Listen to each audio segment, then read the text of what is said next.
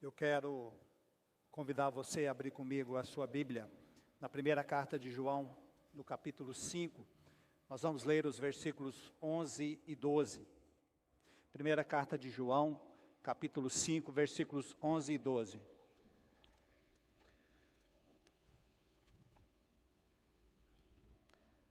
Diz a palavra do Senhor: e o testemunho é este, que Deus nos deu a vida eterna, e essa vida está no seu Filho.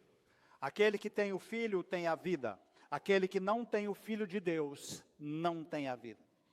Meus irmãos, há alguns dias atrás, uma sexta-feira de manhã, eu tive a oportunidade de começar mais um discipulado. E logo no início da conversa, eu perguntei para a pessoa que estava diante de mim: você tem certeza da sua salvação? Você sabe qual foi a resposta? A pessoa abaixou a cabeça, pensou um pouco e disse: pastor, é a coisa que eu mais quero na minha vida, mas eu acho que ainda falta muita coisa, eu ainda preciso melhorar muito. Aquela pessoa carregava um peso no coração, ela não tinha certeza se seria ou não salva. Eu abri a Bíblia e disse àquela pessoa: veja o que está escrito. E o testemunho é este, que Deus nos deu a vida eterna, e essa vida está no seu Filho. Aquele que tem o Filho tem a vida. Enquanto eu lia, essa pessoa parou e me perguntou: então, pastor, quer dizer que a vida eterna não depende do que eu faço, mas depende de ter o Filho de Deus? Eu respondi: exatamente. E é isso que nós vamos entender agora. Nós acabamos de ouvir as crianças cantando sobre a vida com Deus. Os cânticos falaram sobre estar ligado à árvore da vida, sobre o amor de Deus que transforma, sobre ser luz no mundo e sobre a alegria e a esperança que só Ele pode nos dar. Tudo isso se resume numa verdade central: quem encontra Jesus, encontra a vida eterna. O apóstolo João, inspirado pelo Espírito Santo, confirma exatamente essa mensagem no texto que nós acabamos de ler. Ele não escreve apenas para emocionar, mas ele escreve para nos confrontar e convidar cada pessoa a responder a pergunta mais importante da vida: você tem o Filho? Você tem a vida? E essa é a mesma mensagem que o apóstolo João, na sua velhice, registrou aqui na sua primeira carta. É a mesma pergunta que ele, através do Espírito, nos faz hoje. Você tem essa vida? Você tem o Filho? João nos mostra que a vida eterna está no Filho e que quem tem o Filho tem a vida. O propósito dessa carta era pastoral. A igreja estava ameaçada por várias dificuldades e João escreve para responder às dúvidas da igreja. E é justamente nesse sentido que nós encontramos o nosso texto aí na primeira carta de João, no capítulo 5, versículos 11 e 12. João, ele nos lembra do testemunho que Deus nos deu. A vida eterna está em seu Filho. E este testemunho é o ponto central da fé cristã, oferecendo a todos a certeza de que a salvação se encontra exclusivamente em Jesus Cristo. Nos versículos 6 a 12 do capítulo 5, João fala sobre o testemunho de Deus a respeito do seu Filho. O nosso texto, os versículos 11 e 12, ele é o auge desse testemunho, onde João nos diz que a vida eterna é um presente de Deus, e essa vida está no Filho, e só quem tem o Filho de Deus tem a vida. Esse testemunho afirma que Jesus é a fonte da vida eterna, e que essa vida está no Filho, exatamente o que eu quero explicar rapidamente nessa noite. E o testemunho é esse, que Deus nos deu a vida eterna, essa vida está no seu Filho, aquele que tem o Filho tem a vida. Com esse conhecimento em mente, eu quero colocar diante de vocês algumas verdades. A primeira verdade que está diante de nós é que a vida eterna é um presente de Deus. Observe o texto. E o testemunho é este, que Deus nos deu a vida eterna. A primeira verdade que João nos apresenta é que a vida eterna não é uma conquista, ela é um presente. O apóstolo João declara que Deus nos deu a vida eterna. Aqui é usado um verbo no tempo grego que nós não temos em português, indicando que isso é um ato definitivo de Deus, é um ato que já foi consumado e ele tem efeitos contínuos por toda a nossa vida. Isso nos ensina que a vida eterna não é algo que será decidido no futuro. Ela já é uma posse presente para quem está em Cristo. Entenda, a vida eterna é um ato soberano da graça de Deus. Não é fruto de uma negociação, não é fruto de mérito e não é fruto do seu desempenho. Na carta de Paulo aos Romanos, no capítulo 6, versículo 23, está escrito: o salário do pecado é a morte. A morte é algo que todo ser humano merece. Mas esse mesmo texto diz que o dom gratuito de Deus é a vida eterna em Cristo Jesus, ou seja, algo imerecido, dado pela graça de Deus. E a palavra de Deus, meus queridos, ela não deixa margem para dúvida ou para interpretações humanas. A salvação não é o resultado de uma vida perfeita, porque você nunca vai conseguir isso. A salvação não é o resultado de uma lista de boas obras que você vai apresentar a Deus. Não é o resultado de um grande esforço religioso ou de uma moralidade impecável. Se nós pudéssemos alcançar a vida eterna por nosso próprio mérito, ela não seria um presente, ela seria um pagamento. Não seria graça, mas seria um salário. O apóstolo Paulo, se referindo ao mesmo assunto, ele diz no texto que nós já citamos, que o salário do pecado é a morte, mas o dom gratuito de Deus é a vida eterna em Cristo Jesus, nosso Senhor. A diferença entre salário e graça é imenso. Salário é o que ganhamos por nosso trabalho. Graça é algo que nos é dado sem que nós tenhamos feito algo por merecer. Para ficar ainda mais claro, Paulo escreve aos Efésios dizendo: porque pela graça sois salvos, mediante a fé. E não vem de vós, é dom de Deus, não de obras, para que ninguém se glorie. A salvação é inteiramente uma obra de Deus, do início ao fim. O ser humano, em sua natureza caída, ele é incapaz de alcançar os padrões de um Deus santo. Portanto, Deus, na sua infinita misericórdia, nos deu o que nós não poderíamos alcançar. E a aplicação dessa verdade é tão simples quanto profunda. A vida eterna é um presente a ser recebido. Ela não é um prêmio a ser conquistado. Considere o seguinte, que você tem uma dívida imensa, que você não consegue pagar de jeito nenhum. Nem se vender tudo o que você tem, se vender você, se vender tudo, você não consegue pagar. E aí, de repente, alguém se aproxima e paga toda a sua dívida. O que é que você faz? Você não tenta dar àquela pessoa um pequeno pagamento. Você não tenta fazer algo para merecer o pagamento daquela dívida. Você simplesmente recebe com gratidão e com alívio, sabendo que aquilo foi um ato de generosidade. E é exatamente assim que a salvação funciona. O ser humano, por natureza, é um devedor diante de Deus, incapaz de pagar a dívida dos seus pecados. Mas Deus, por sua graça, pagou essa dívida na cruz por meio do seu Filho. E agora, Ele oferece a você o dom da vida eterna. Muitos de vocês podem estar aqui hoje, tentando desesperadamente impressionar a Deus, esperando que as suas boas ações superem os seus erros. Talvez você pense que se você for uma pessoa boa, Deus o aceitará no final. Mas a Bíblia, ela afirma o contrário. A única coisa que podemos oferecer a Deus por nossos méritos são os nossos pecados. A única coisa que podemos receber de Deus por merecimento é o inferno eterno, separados de Deus. Por isso, o primeiro passo para ter a vida eterna é abandonar todo e qualquer esforço de achar que você pode se justificar por conta própria. E receber com um coração humilde e arrependido o presente que Deus lhe oferece hoje. Talvez você que está me ouvindo tenha tentado barganhar com Deus. Talvez você esteja chegando para Deus e dizendo: Senhor, eu vou mudar, eu vou me esforçar, eu vou ser um pouco melhor, achando que de alguma forma você vai fazer alguma coisa para merecer a vida eterna. Mas meu querido, meu amigo, a vida eterna não se compra, você recebe de graça. A questão hoje não é o que você faz por Deus, mas se você já recebeu o que Deus lhe ofereceu em Cristo. O presente, ele está pronto, mas ele não está espalhado por vários caminhos. Ele tem um endereço certo, e João deixa isso muito claro, e essa vida está no seu Filho.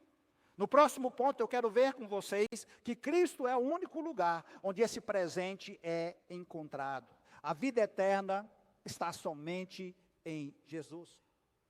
João, ele não deixa espaço para a pluralidade de caminhos espirituais. A vida eterna tem um único local, o Filho de Deus. O verbo estar, quando ele diz, e esta vida está no seu Filho, indica um lugar de permanência. Isso indica que a vida eterna não é algo que Jesus oferece como um presente fora dele, mas é algo que existe nele e inseparavelmente ligado à sua pessoa. Receber a vida eterna é receber o próprio Cristo, porque Ele é a vida.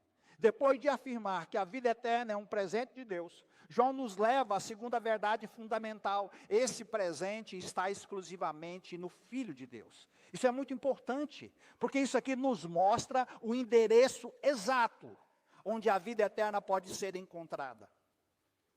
E saber esse endereço é muito importante, porque muitas pessoas estão em busca da salvação, procurando em lugares errados. Alguns buscam a salvação, a vida eterna na religião, tentando seguir um conjunto de rituais ou de regras, como se a salvação fosse apenas uma questão de performance.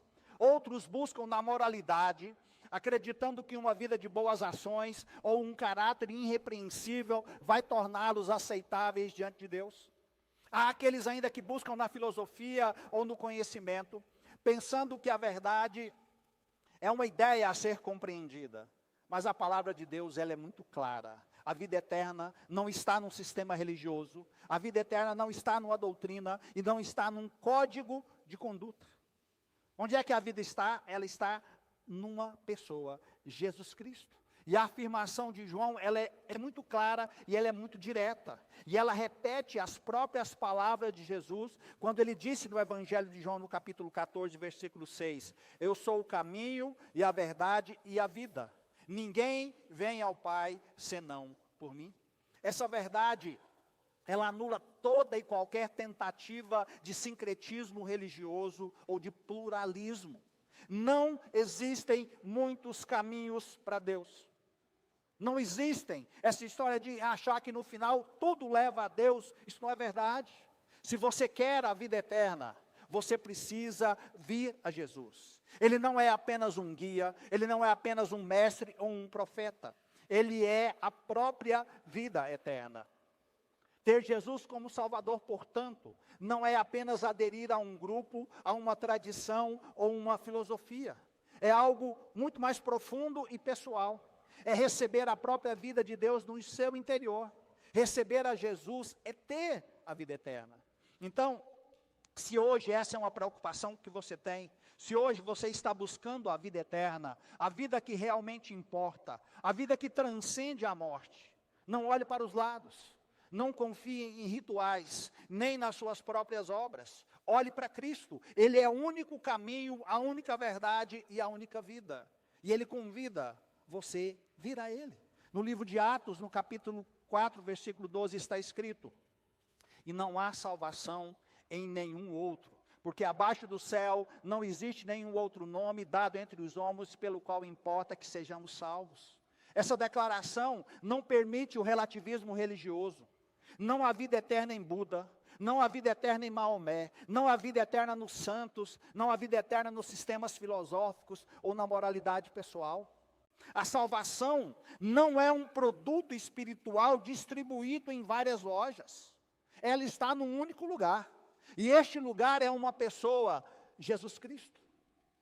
Isso traz implicações que são muito claras. Jesus Cristo, Ele é suficiente. Nós não precisamos de Cristo mais obras. Nós não precisamos de Cristo mais tradição. Nós não precisamos de Cristo e mais rituais.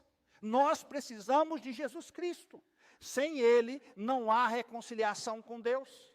Não basta crer em Deus assim de forma genérica. É preciso crer no Deus que se revelou em Cristo.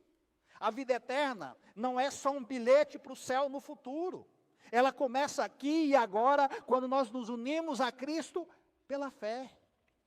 Imagine você, um paciente com uma doença terminal. Ele vai ao médico que lhe prescreve um único medicamento que é capaz de curá-lo.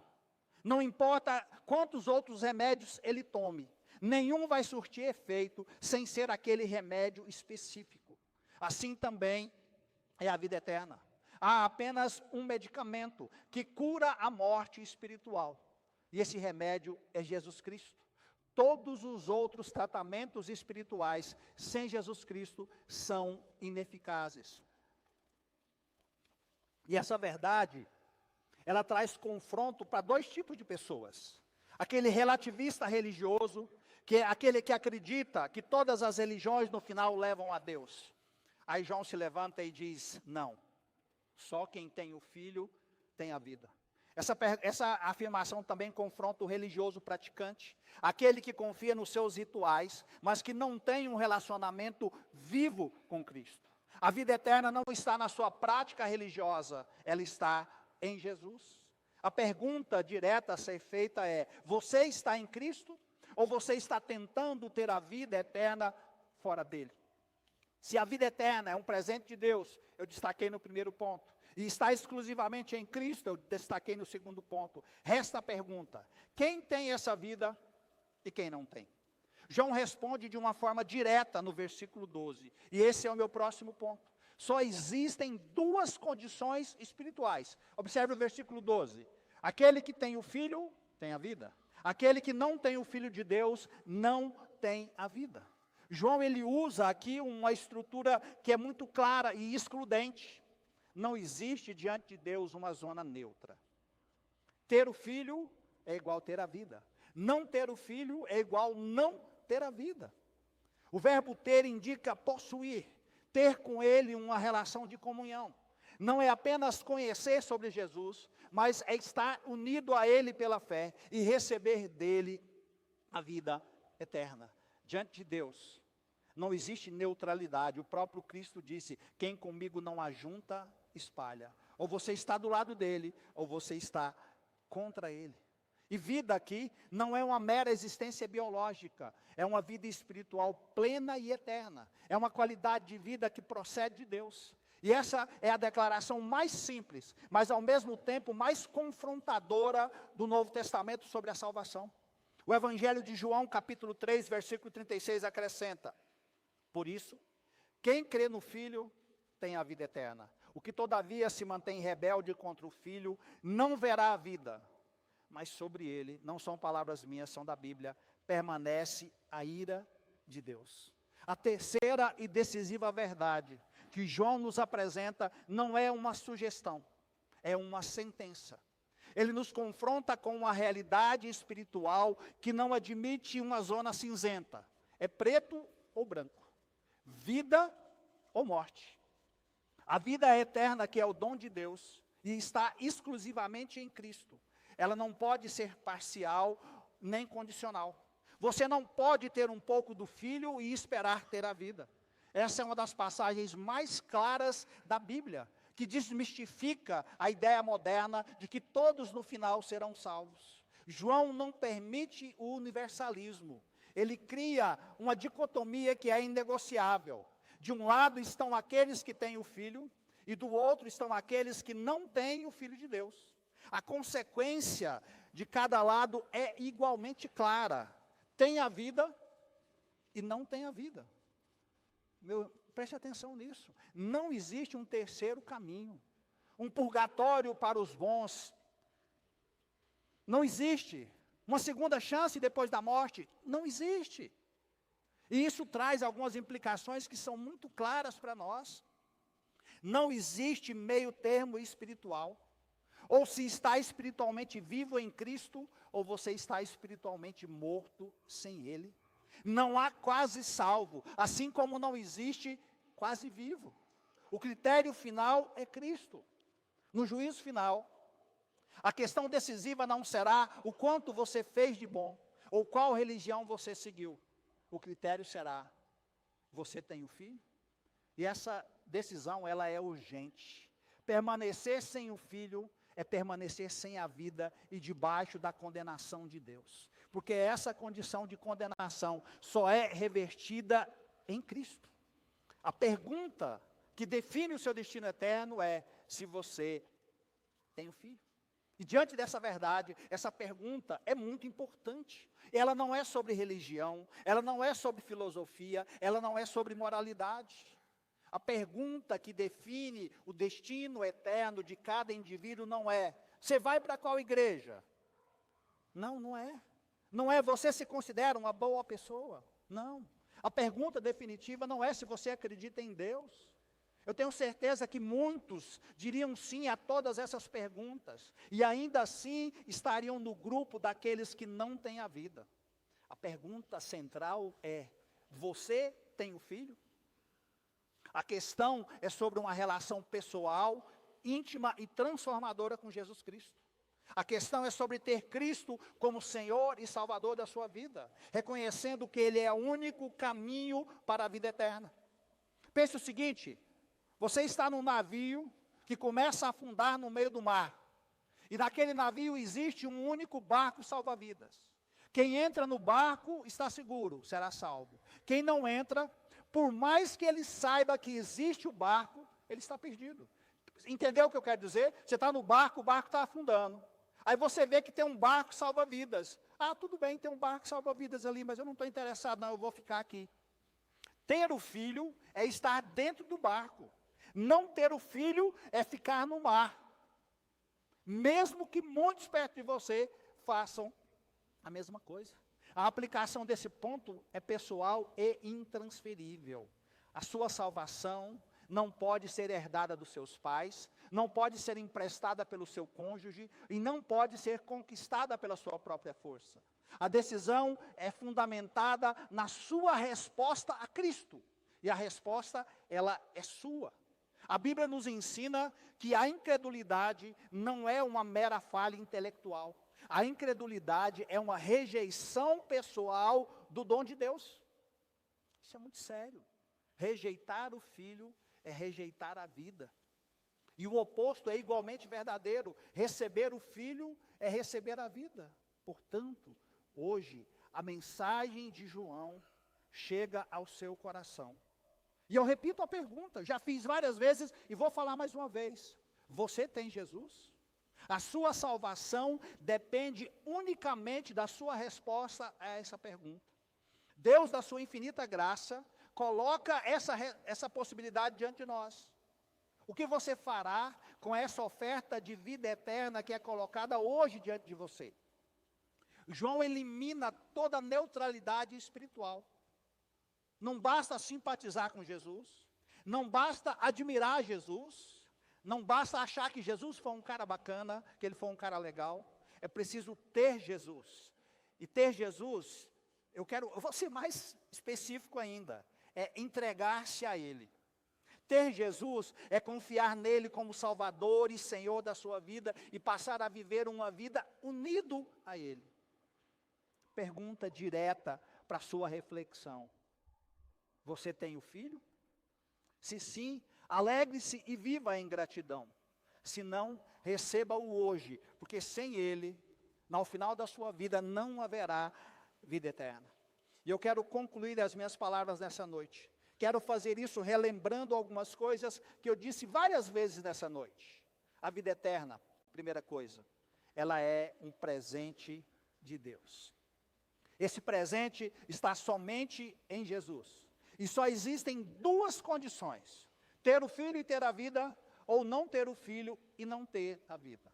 A mensagem que você ouviu, ela é clara e ela é inconfundível. Tanto na alegria da cantata das nossas crianças, quanto na autoridade da palavra de Deus. Deus oferece a você a possibilidade da vida eterna.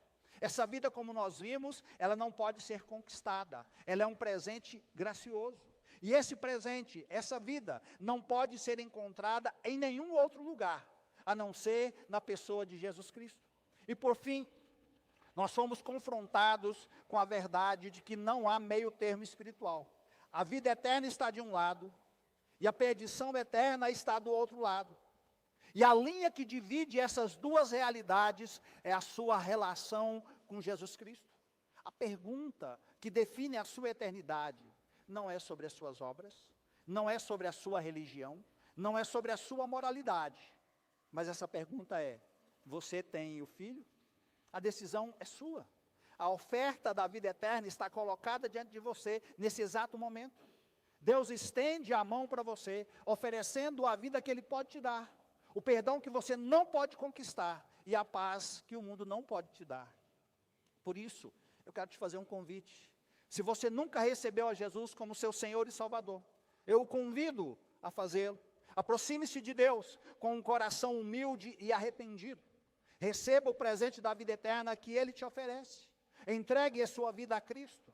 Confie nele como o único que pode te salvar e se submeta a Ele como seu Senhor. Não deixe para amanhã. Você tem certeza que amanhã você vai chegar no seu trabalho e vai bater o ponto? Qual de nós pode marcar o encontro aqui na porta da igreja amanhã e garantir que nós estaremos aqui? Até acreditamos que estaremos, mas o amanhã não é garantido. O único tempo, o único dia que você tem é o dia de hoje. A Bíblia nos diz que hoje é o dia da salvação. E eu pergunto mais uma vez, o que você vai fazer com essa oferta da vida eterna? Você dirá sim ao Filho e terá a vida? Se você deseja tomar essa decisão, eu quero convidar você a pensar seriamente na sua decisão. E lembre-se de uma coisa, não decidir é na prática decidir ficar sem Jesus. Isso significa ficar sem a vida eterna.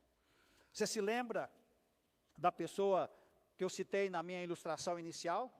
Naquela manhã de sexta-feira, depois de conversarmos e lermos vários textos juntos, aquela pessoa olhou para mim e disse: então, pastor, não é sobre o que eu faço, mas é sobre quem eu tenho. Exatamente, eu respondi para aquela pessoa. E se você tem um filho, você tem a vida eterna. E aquela pessoa se levantou antes de sair da minha sala e falou: pastor, eu vou ter o melhor final de semana da minha vida, porque eu vou sair daqui hoje sabendo que eu tenho a salvação, porque ela não depende de mim, mas ela depende daquilo que Cristo fez, e eu aceitei, eu abracei a obra de Cristo. Então, se eu morrer hoje, eu sei que eu estarei com Deus na eternidade. E se você morrer hoje, onde é que você viverá a eternidade? Eu quero dizer para você que não tem pergunta mais importante do que essa.